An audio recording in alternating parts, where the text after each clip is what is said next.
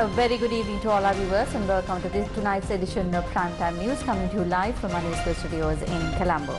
I'm Arundhati Mudannayak. Let's start off with a look at the stories making headlines this evening. News First Headlines. Main sponsor. Valuable Finance, best finance company.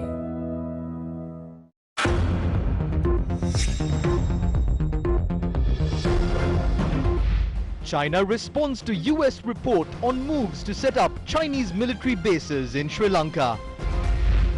Is the Chinese company shipping harmful seaweed to Sri Lanka as organic fertilizer? Will the organic frenzy result in agri-land sales? Questions from the opposition leader. Indictment served on Minister Basil Rajapaksa over the Lith case. Will the charges be continued or dropped? Attorney General to inform court at the next hearing. Mafia blocking moves to reduce gas prices. A claim by the chairman of the government's gas company.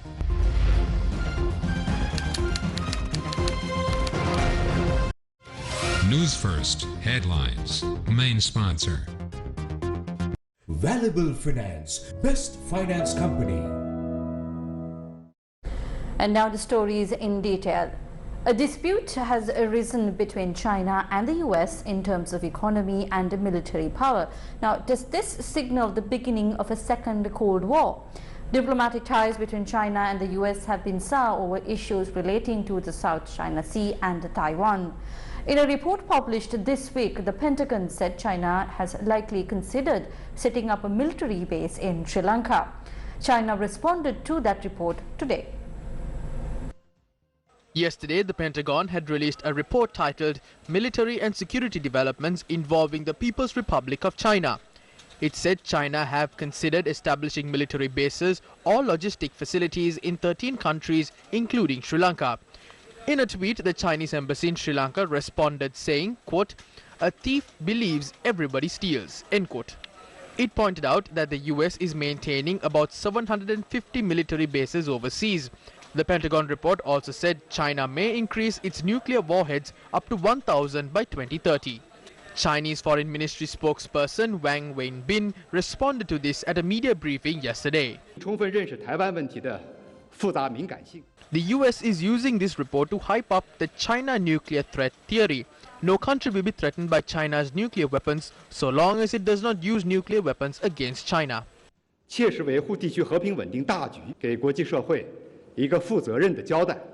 Chinese officials had recently called on families to stockpile food in case of emergencies. Foreign media reported that these calls were issued citing supplies could be hit due to bad weather, an energy crisis and COVID-19 concerns. Stores in China have also started posting messages on their windows asking customers to purchase a reasonable amount of goods. Police intervened to halt a protest by university lecturers opposite the Open University in Navala today. The protest was held in support of the trade union action launched by teachers and principals.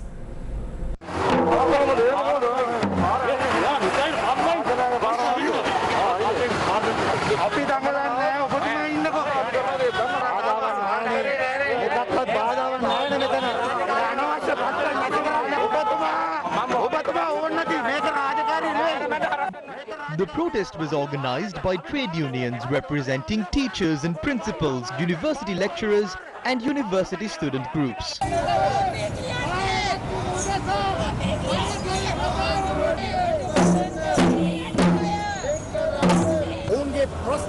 We will continue our struggle until they receive a proper solution to their problems. No one can silence us by any means.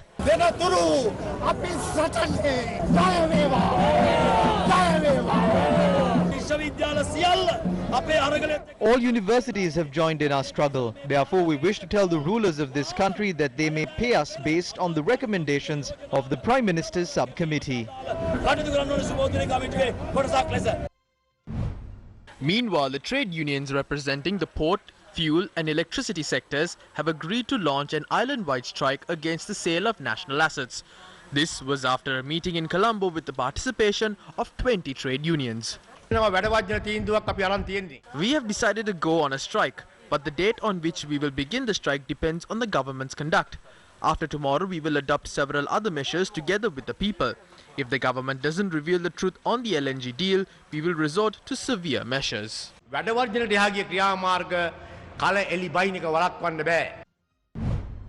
Sri Lanka Podujana Peramana expressed the following views on the trade union action in the country. The government has revoked 6 previous gazettes and removed price controls of sugar, dal, chicken and coconut. The government is trying to control these prices, but if someone acts in an irresponsible manner by engaging in a trade union action amidst the COVID-19 pandemic, and if that forces a countrywide lockdown in 2 months, that would have severe repercussions.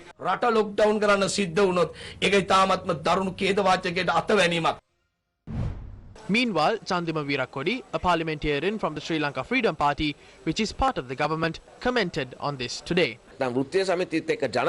We are saying that the government, which was elected by the people, must understand the seriousness of this problem if trade unions have taken to the streets with the people. What have they imported in the name of organic fertilizer? That was nano-urea. But we don't have anyone to complain about this. We only have to evaluate our conscience. Trade unions are engaged in a struggle not only to protect the integrity of their profession but also the integrity of the nation as a whole.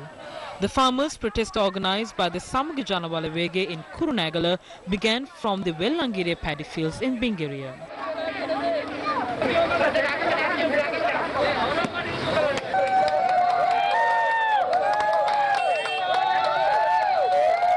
Urea නැහැ මඩ පොහොර නැහැ දෙනවා කියමු compost පොහොර වලට දෙනවා කියමු මුදලුත් නැහැ අපි කන්න බලාපොරොත්තු ඇමරිකානු පිටි කවන්න.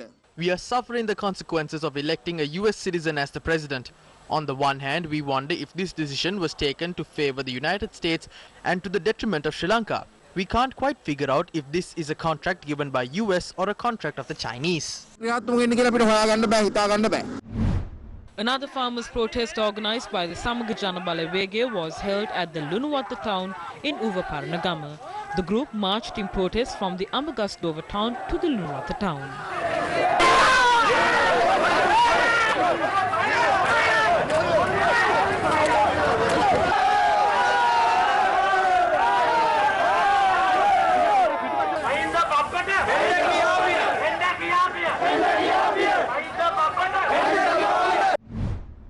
The Galle District Secretary of the Samaga Taruna Balawege, Kanishkadi Lanarol, staged a solo protest by carrying a stack of hay to the residence of Minister of Agriculture, Mahindanandalut Gamage, in protest of the fertilizer ban in the country.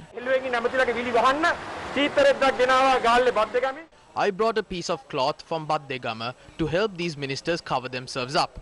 Minister Mahindanandalut Gamage and the cabinet of ministers can cover themselves up with this piece of cloth and provide the farmers with the fertilizer they need.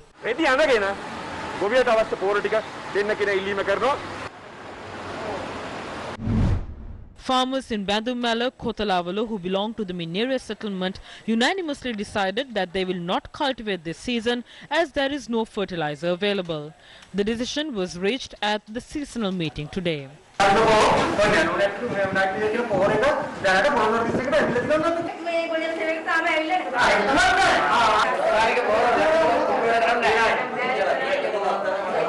අපිට රසායනික පොහොර නිකුත් කරන්න නැත්නම් අපි කරන්නේ අපිට බෝතල් කට්ටු යකඩ කුඹුර වලට දාලා කුඹුරු මේ පස විනාශ කරගන්න බෑ. A protest was staged at the Karagahavela paddy fields in Bandaravilla.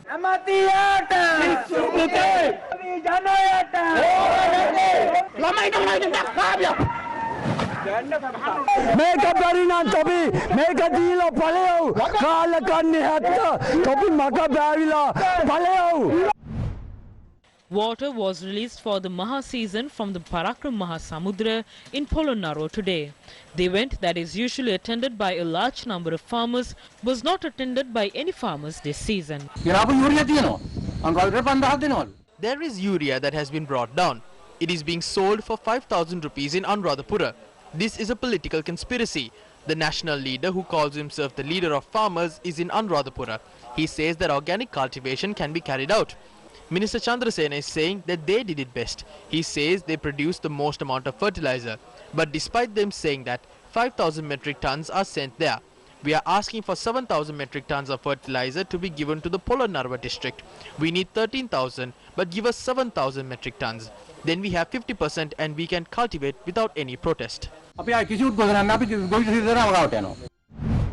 Meanwhile, imported fertilizer was distributed to farmers in Punagiri in Kilinochchi today. Professor Aruna Kumara of the Ruhuna University commented on the controversial Chinese fertilizer consignment. China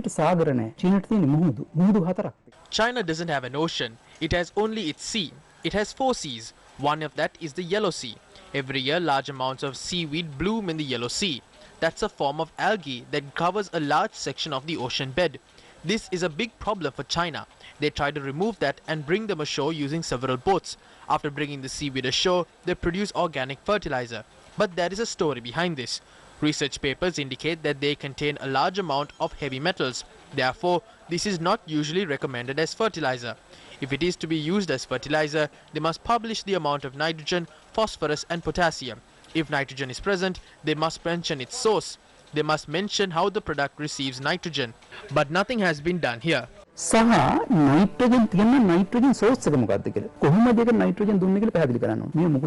Do you remember? Do you remember News First's revelation on the 18th of September? News First revealed that harmful algae extending up to 1,700 kilometers was present in the waters near the Chinese company in Qingdao that produces organic fertilizer using seaweed. Citing a Reuters report, News First reported that issues relating to algae have existed in the area for about 15 years and that many people have been affected due to a strong stench. Up to 450,000 tons of algae had been removed from the waters in June using 12,000 boats. Opposition leader Sajid Premadasa says there is suspicion as to whether cultivation lands would be sold to multinational companies using the organic fertilizer frenzy as a cover. In a statement, the opposition leader said the farming community is put at risk by importing fertilizer that goes against SLS standards and the recommendations of the National Plant Quarantine Service. He pointed out that the moves to import fertilizer have given space for the creation of a new business class and also a diplomatic crisis. 1/3 of the land in Sri Lanka is used for agriculture, while 1/4 of the country's labor force is directly or indirectly involved in agriculture. 1.8 million families depend on the agriculture industry. The opposition leader pointed out that the lives of all people are in jeopardy because of attempts to achieve one person's goal of gaining recognition among the international community for organic farming. He said this is taking place at a time when the country's rice production must increase by 1% every year because of the rise in population. The opposition leader noted that Sri Lanka could have become a self-sufficient country in the year 2010. He recalled that Sri Lanka was ranked 66th on the Food Security Index in 2019. Sajid Premadasa warned that the country is now heading into a severe famine. He said that a new sustainable agriculture policy is needed for the well-being of all people. More local and international stories come your way on the other side of this short commercial break. Stay with News First. We will be right back.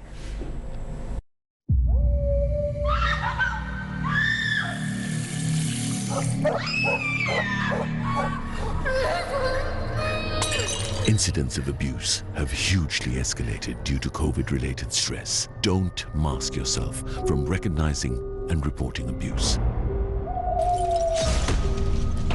Be responsible. Reach out. Call 077 5676 555. Times are hard. Don't let it get harder. Valuable Finance, best finance company. Bellboy's got you covered. Download Bellboy today to get all your household appliance fixing and repairs done. Now available on Android and iOS. Welcome back to the news. The government had removed the ceiling prices of several goods recently, but the people are continuing to suffer because of shortage of goods and the rising cost of living. State Minister for Consumer Protection Lasantha Ligewan responded to this situation today. වෙළඳ පොලක් තුල සදාකාලික පවතින නීති සහ gazette නිවේදන මගින් මිල We must admit that we cannot maintain regulations and gazettes permanently to control the price of goods in the market. We must realize that in a country in which the constitution has been amended 20 times, we can't maintain the same regulations over the cost of goods for 10 or 15 years. But simply because the gazettes have been revoked, we won't allow traders to increase the prices of goods according to their wishes. We believe that the issues on cement will also be resolved in the coming weeks. Satosa and cooperative stores have agreed to sell brown sugar manufactured locally. දැනටමත් දේශීය නිෂ්පාදන රතු සීනි 125කට සතොස් සහ සම්පකාර මගින් ලබා දීමට දැමැත්ත කැමපල කරලා තිබේ. ඒ කියන්නේ අර මේ බන්දුලාමතුමා කියන විදිහට සීනි කිලෝ එකක් ගන්න, තව බඩු පහකුත් මිලදී ගන්න කියන ඔප්ෂන් එකත් එක්කමද? නෑ මම කිව්වේ සම්පකාර. බන්දුලාම ගුණවර්ධනමතුමා කියනවා මේ තව බාණ්ඩ පහකුත් ගන්න ඕන කියලා කිලෝ එකක්වත් ගන්න. ඒක එතුමාගෙන් අහන්න එතුමාගේ වැඩපිළිවෙලක් ඒක. පාරිභෝගික ආරක්ෂණ පනතේ ඔහොම දෙයක් කරන්න පුළුවන් කියලා නීතිමය අවසරයක් තියෙනවද? නෑ නීතිමය වශයෙන් එවැනි බලපෑමක් කිරීමේ හැකියාවක් නෑ. නමුත් ඉල්ලීමක් කරන්න පුළුවන්කමක් තිබෙනවා රාජ්‍ය ආයතනයක් නිසා. A gas shortage had emerged in the market over the last few days. What was the reason for the shortage? The chairman of Litragas Lanka expressed the following remarks, clarifying the situation. There are a few mafias taking place at the moment in Sri Lanka. It's the same thing that's happening with gas as well. New competitors aren't allowed to enter this market. It's a monopoly. A certain group of people control the entire market. If someone tries to disrupt that monopoly, then that group of people act against the perpetrator. The party in power doesn't matter to them. They are thieves. These thieves make deals with whatever party that comes to power. This is a government enterprise. These thieves don't allow anyone to work in a straightforward manner with a sense of dignity in this organization. We were unable to issue gas to the market on the 28th of October until the 1st of November. The public was not aware of this. We had to shut down our plant on the 28th because we didn't have an ounce of gas to give to the people. The consignment of gas had arrived at the port. They were blackmailing us, demanding us to extend their contract for 2 more years. Our backs were pinned to the wall because we rejected this deal. I had to manage this situation until we got further instructions from the president. He spoke to me yesterday. He told me to speak the unbiased truth, and that is why I am here. The mafia involved in this wanted me to sign a document extending this agreement by 2 years. This would incur a loss of around 10 billion rupees to the Sri Lankan economy. This money will land in the pockets of the mafia. We finally got the approval from the president and the central bank governor to release the final consignment from the port. We have resumed production. We now release about 85,000 gas cylinders to the market daily. Things will go back to normal now. We will be able to restore gas stocks in the next 4 days. We would be able to help our retail partners be ready with stocks in the next few days.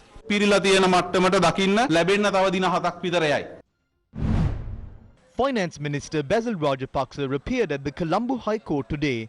Basil Rajapaksa has been charged for printing 5 million almanacs with the image of Mahinda Rajapaksa during the 2015 presidential election using state funds worth 29.4 million rupees. The Attorney General filed charges against Basil Rajapaksa and the former Director General of the Divinaguma Department, Kitsiri Ranavaka. Appearing for the Attorney General, Senior Deputy Solicitor General Dileepa Piris told court that the Attorney General would inform whether the charges would be continued or dropped on the 11th of this month. While indictments were served on the accused today, the court began the examination of evidence after the defendants pled not guilty. Deputy Solicitor General Sudarshana De Silva led the evidence for the 6th witness of the prosecution, who was serving as the director of the Divinaguma Department. Appearing for the defendants, President's Counsel Gamini Marupana and President's Counsel Shavendra Fernando argued that their clients were not connected to any of the indictments served on them. They informed court that a written request has been made to the Attorney General to withdraw the indictments served on the defendants. Senior Solicitor General Dileepa Piris told court that the Attorney General's stance on continuing the case will be informed at the next hearing.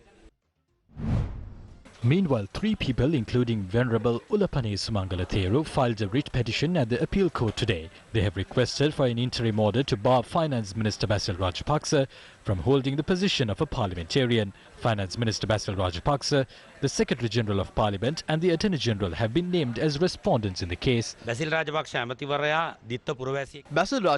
is holding positions of a parliamentarian and a finance minister as a dual citizen. When parliamentarians are sworn in, they take a pledge to protect the country's constitution. However, when he took oaths to become a US citizen, he made a pledge that is more powerful than the one made in our country. He has even taken oaths to represent their country as a volunteer army officer. Basil Rajapaksa doesn't have any legal or ethical right to sell off assets like the Yugadanavi power plant in his capacity as finance minister. Through this writ application, we are requesting the appeal court to issue an order cancelling his parliamentary position. We have faith on judicial independence. The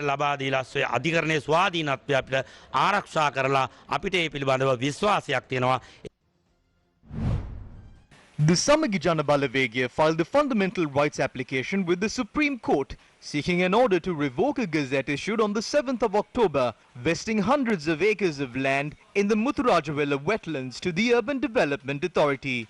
Parliamentarian Harin Fernando and Dr. Kavinda Jayawardena were among the group that filed the application with the Supreme Court. Minister of Urban Development and Housing Mahinda Rajapaksa, State Minister Nalaka Godaheva, the Chairman of the Urban Development Authority, the Director General of the Department of Wildlife Conservation and the Attorney General are among the 14 respondents named in the petition. The petitioners point out that the Wildlife Department is responsible for developing Ramsar wetlands and that it is unlawful to hand over these lands to the Urban Development Authority. We will organize a massive protest on Monday. If the government can't hear our demands, we will say it out loud and clear. We are suspicious whether they are exerting pressure to give away lands of the Catholics to the Urban Development Authority. We are suspicious whether there are attempts to sell these lands to China. There is a massive conspiracy to hand over lands in the Mutturajawala wetland to multinational companies and private international companies as part of the Port City project. Meanwhile, the Coastal Land Protection Organization staged a protest in Kandana this morning. They said they would lose their homes and livelihoods due to this Gazette notification. If foreigners identify a land using Google Maps, those lands would be given away to them if they ask for it. Numbers have been allocated to each plot of land. With the stroke of a pen, the government can give away these lands to foreigners. The protesters took steps to burn the Gazette notification. They also launched a satyagraha opposite the Kandana police station.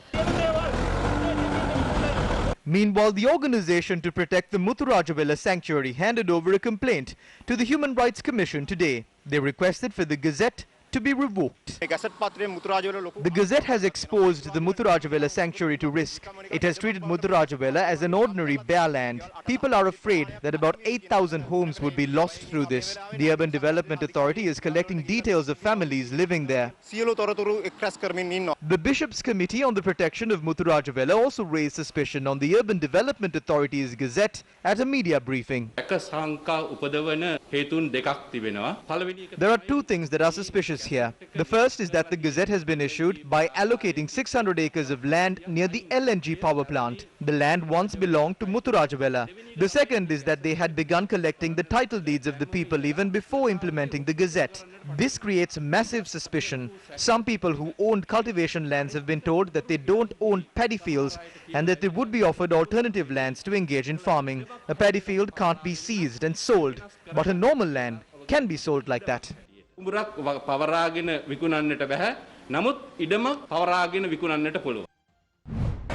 program Let's Start from the Village, or Gamen Patangamu, organized by the Janata Vimukti Peramana, was conducted across several districts in the island today. The General Secretary of the JVP, Tilvin Silva, spoke with the residents of the Gaul district today.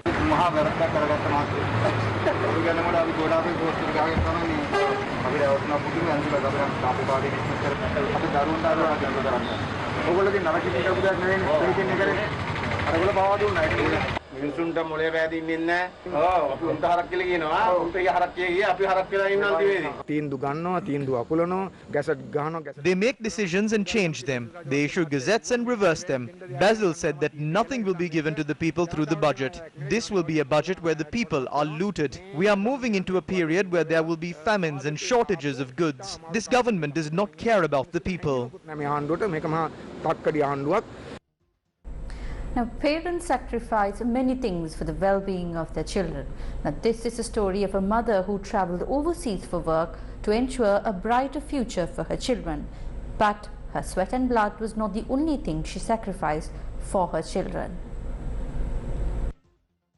Manjula Malkanthi travelled overseas for work as a last resort in the year 2018. Her husband was disabled since birth. He worked at the weekly fair. She travelled overseas with hopes to collect enough money to purchase a three-wheeler and build a better life. Although she worked there, she was not paid a salary. She ran away from her workplace twice.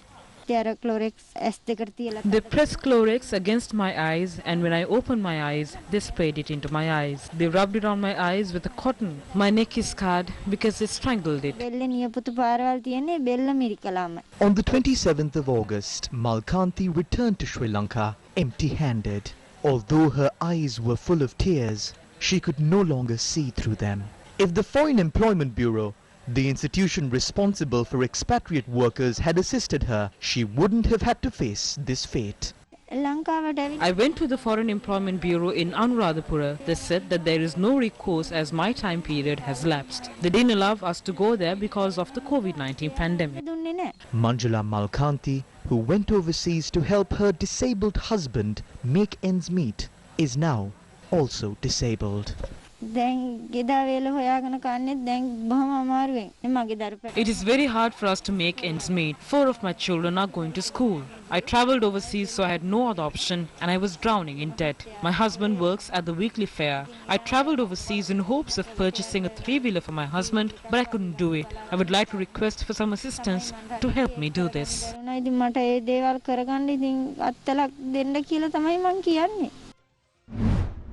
Commercial Leasing and Finance PLC, currently the highest valued listed company at the Colombo Stock Exchange, reported a market capitalization of 539 billion rupees today. This was after its share price closed at over 84 rupees and 90 cents per share today. Commercial Leasing and Finance, one of the flagship entities of the LOLC group, now accounts for 11.4% of the total market capitalization of the Colombo Stock Exchange. Heavy rains are continuing to pour in many parts of the country.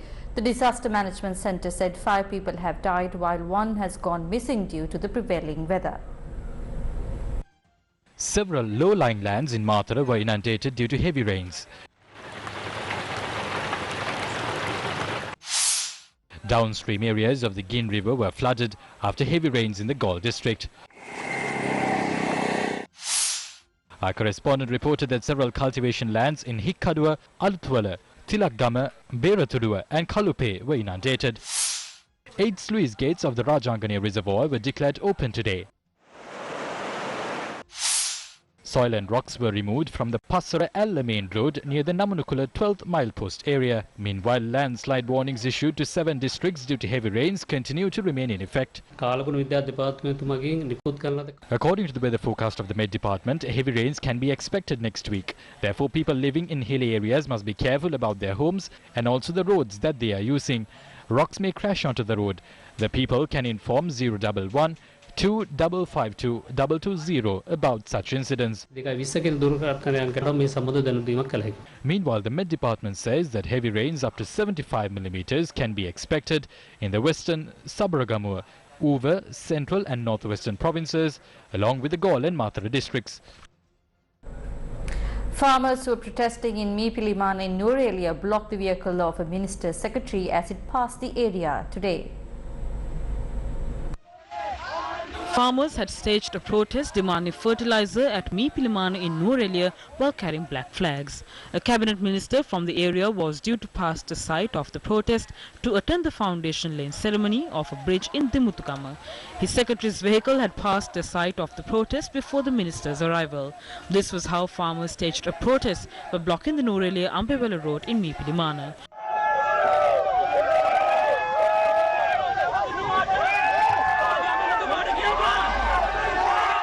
Our correspondent reported that the minister had not attended the event. Up next is a look at Crime Watch.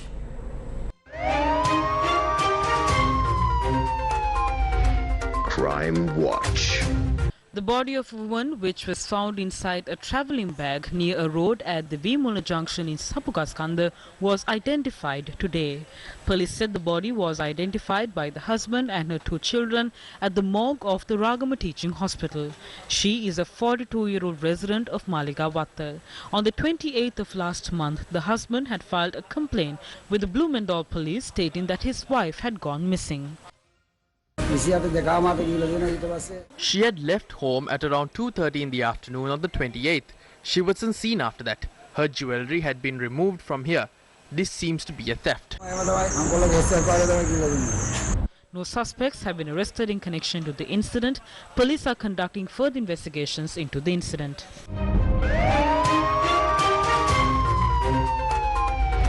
Crime Watch.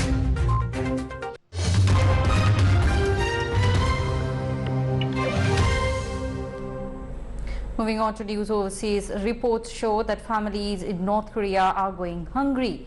There is a concern as winter approaches that the most vulnerable will starve. UN Special Rapporteur on Human Rights in North Korea said vulnerable children and elderly people in North Korea are at a high risk of starvation.